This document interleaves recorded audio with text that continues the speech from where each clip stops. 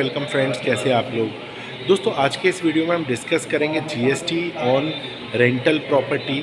मतलब जो प्रॉपर्टीज़ को रेंट पे दिया जाता है उसके ऊपर जीएसटी का क्या इफ़ेक्ट है, कितना जीएसटी आपको उसमें लेना है, कट करना है, ये दोनों चीज़ें मैं आपको बताऊंगा from the point of view of landlord and from the point of view of tenant. तो अगर आप चैनल पे फर्स्ट टाइम आए तो चैनल को ज़रूर सब्सक्राइब कर लीजिए। दोस्तों, तो अब ऐसा है मामला कि जब जीएसटी नहीं था तब सर्विस टैक्स था।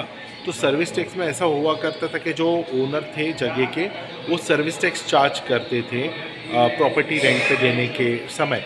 मतलब अगर प्रॉपर्टी का रेंट 50,000 रुपये तो 50,000 के ओवर एंड अबाव आपको सर्विस टैक्स भी देना है आपके लैंडलॉर्ड को। अब सिनेरियो पूरा डिफरेंट है। अब जीएसटी का मामला है। जीएसटी के अंदर कैसा है मैं आपको एक्सप्लेन करूँगा। जीएसटी के अंदर ऐसा है कि जीएसटी कौन सी प्रॉपर्टी पे जीएसटी आपको लगाना है। तो सबसे पहली बात है कि आपको कमर्शियल प्रॉपर्टी अगर आप रेंट पे दे रहे हो तो उस पे जीएसटी लगाना है। रेजिडेंशियल प्रॉपर्टी पे जीएसटी नहीं लगेगा, ये पहली एक चीज़ है।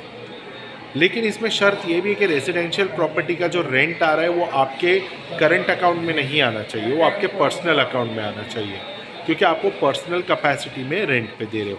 तो रही बात कमर्शियल प्रॉपर्टी कोई भी हो, चाहे उसका पैसा सेविंग अकाउंट में आ रहा है वो या करंट अकाउंट में, लेकिन उस पर जीएसटी लगेगा। लेकिन कब लगेगा, अब ये इसके लिए ये जानना इंपॉर्टेंट है कि जीएसटी एप्लीकेबल कब होता है। अगर आप सर्विस प्रोवाइडर है और आपका टर्नओवर 20 लाख से ज़्यादा है तो आपको जीएसटी एप्लीकेबल है। अगर आप गुड्स सेल कर रहे हो तो 40 लाख से ज़्यादा आपका टर्नओवर है तो आपको जीएसटी लेना ज़रूरी है।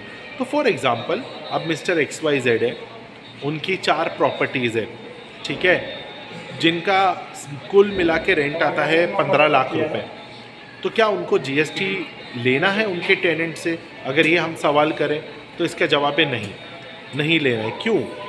क्योंकि वो जीएसटी में रजिस्टर नहीं है मिस्टर ABC, और उसका जो टर्नओवर है वो 20 लाख से ऊपर नहीं जा रहा है। प्रॉपर्टी रेंट पे देना इसको एक सर्विस बोला जाता है, तो ये सर्विस प्रोवाइडर कैटेगरी में हो गए।